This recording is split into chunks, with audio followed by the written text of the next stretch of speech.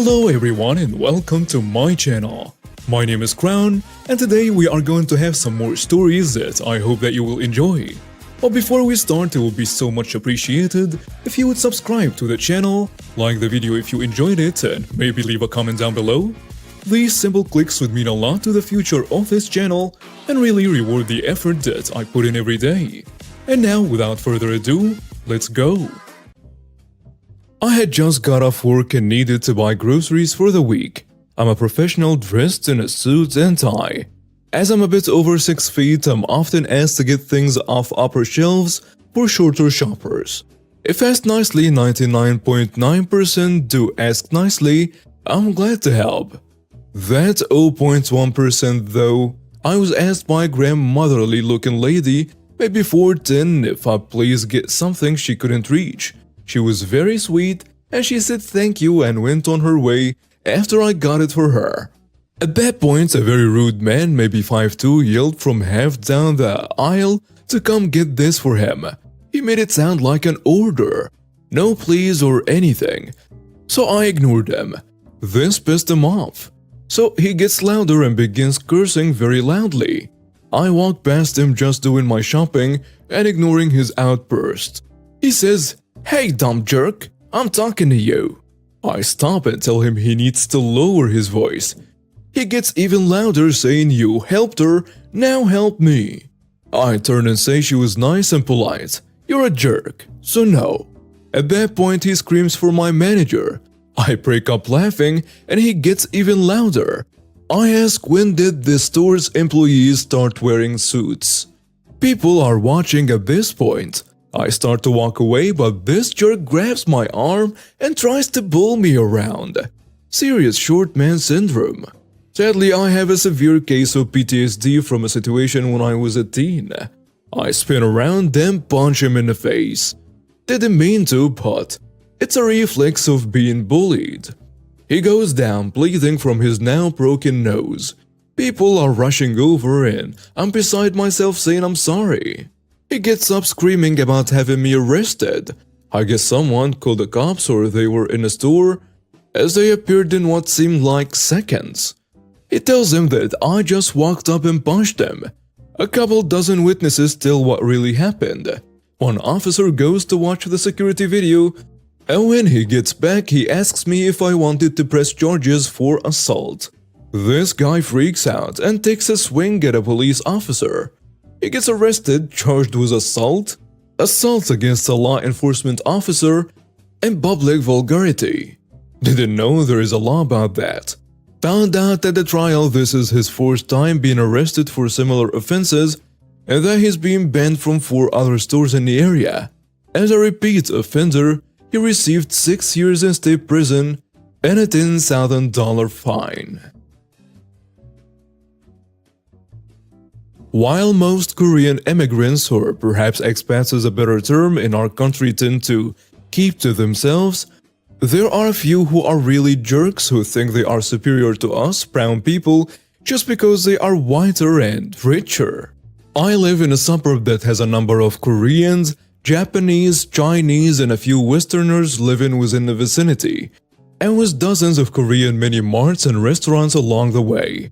Thus, you don't really have to worry if your fridge is out of food, or if you just want to pig out on the unlimited samgyeopsal or ramyun. Living in a suburb can be quite difficult if you don't have your own vehicle, as either the motor trikes can be exorbitant, taxis can be rare, and the jeepneys have their own scheduled route. For the life of me though, I couldn't understand why these Chinese and Koreans prefer having big SUVs, whilst the Japanese and Westerners prefer to scoot around the city with their motorbikes or scooters. Most of us locals use bikes as those were just the only thing most of us could afford. Besides, our roads are narrow. Thus, if you don't want to be stuck in traffic in the hot sweltering noonday, motorbikes can get you to your destination quicker. Anyway, the story begins in the early phases of the quarantine.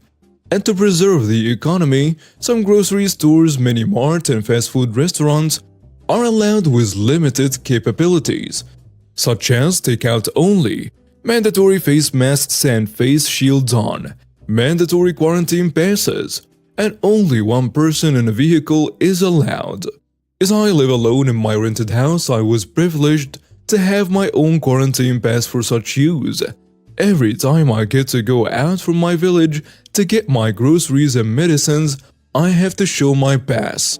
One day, as I was riding my bike along the shoulder lane of our highway right in front of a McDonald's drive-thru, before you Americans readers say that I may have violated traffic laws, allow me to explain that in our city and in our country as a whole, those are designated bike lanes. An SUV suddenly cut me off, having me scratching its passenger door. Fortunately, I was only driving slowly as I was anticipating the red light. Thus, I didn't get any damages at all. The driver of the SUV, a small-ish, middle-aged yet heavily botoxed, or whatever treatment they did, Korean lady, came out stomping angrily. Babu, you injured car. You pay. Or your license. Me, a sarcastic jerk and sometimes proud of it, I tell her, I don't know if my country issues a license to damage, but hey, I didn't injure your car. I just merely scratched it because you got me off the road. Stupid. Where your license drive? I demand police jail you for a long time. You injured car. In a bit of a context here, while there are a lot of legal Korean expats here, there are also a lot of them overstaying here as their purchasing power is higher here than in their country. Most legal expats here, though, either have businesses or they study English, or in some cases, in the universities here. Hence, they are able to speak the local language, or speak good English. So, as I've said, they mostly keep to themselves. They do hire local maids who taught them our local language. Now back to the conversation. Give me a license, drive me. I report police. You injure car. Me, noticing that she's not a regular expat, I tell her, get lost, lady. I don't need to have a driver's license for me to drive a bicycle. Driver's licenses are only used to drive motor vehicles. Now, if you are demanding that I give you my driver's license, tell me, where did you get yours? As far as I know, before entering an intersection, a side street or an establishment, you have to stop first, give a signal, and allow the vehicles running along the street pass you first before entering. You just cut me off even if I was in front of you. I own street. I call police friend jail you long time. You injure car. Hey jerk, listen here. First, I did not injure your car. It's still running. The only damage I had was a long scratch. Second, you don't own the street. We paid for this. Third, if you have a police general as a friend, there are 4 CCTV cameras showing that you just made an illegal right turn. Now, if you're demanding for my driver's license, show me your driver license, passport, and visa. The lady lowering her tone a bit after hearing the word visa. No, I know bring. I live near. I buy burger and go home. So you don't have a visa?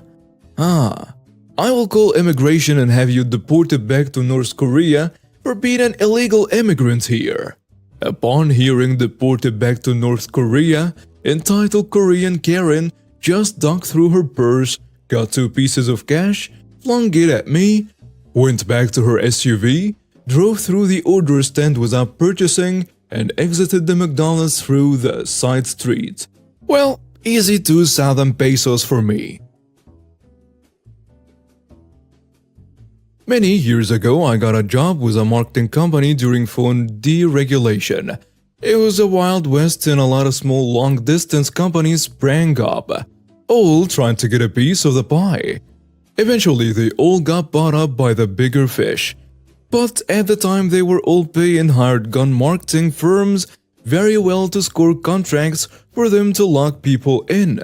I got a job with one of those marketing firms, a new age capitalism company that insisted we all do yoga and breathing exercises, while they rang a little bill and gave us affirmations about how many contracts we were all going to sell and how much money we'd all make. The job was 100% commission. But I was always good at sales, So I looked at the pay scale and noticed that it was exponential, presumably to entice people to work hard with impossible payouts.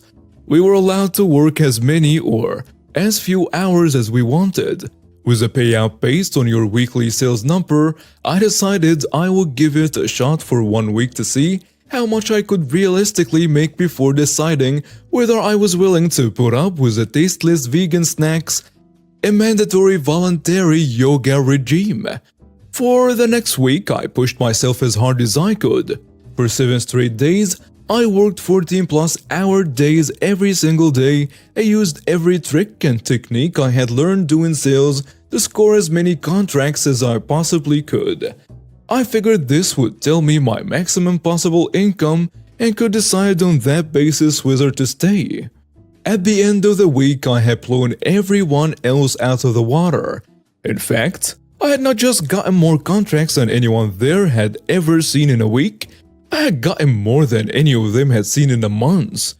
Because of the exponential scale, I realized that I was making absolutely ridiculous amounts of money, like 10K plus a week.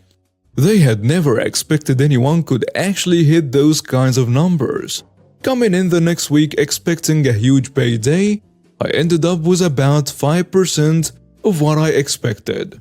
They told me there were problems with a lot of my contracts, and that I would be allowed to fix them and submit them a few at a time over the next several weeks.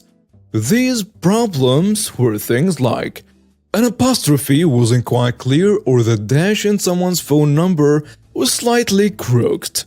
They were going to screw me. That night I got a phone call from the company's office manager, Frank, who wanted to meet up for a drink. Curious, I agreed.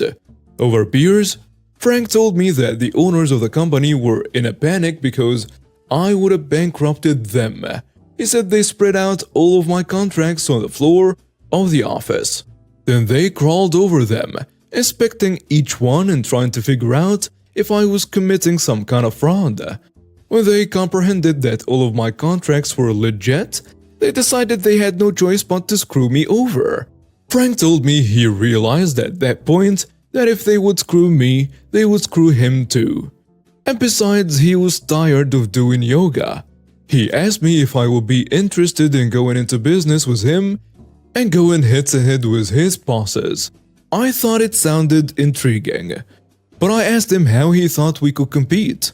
Frank explained that he had found out they didn't actually have the contract for our city. They were acting as independent contractors for another company who had the contract to market the service in an entirely different city. They were poaching here, because the person who did have the contract wasn't actively using it. We put together a pitch and approached the guy with a real contract, Joe, and told him about the people poaching his turf. We agreed that we'd split with him. We'd take the upfront money for each contract, and he'd get the back-end money down the road. It was a good deal for everyone. So Joe contacted the phone company and had them threaten the poachers with a big lawsuit if they didn't stop.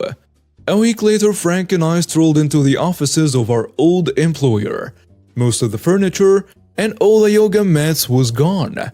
All there was just a table, a couple of filing cabinets, and a file box with the final pay envelopes for everyone.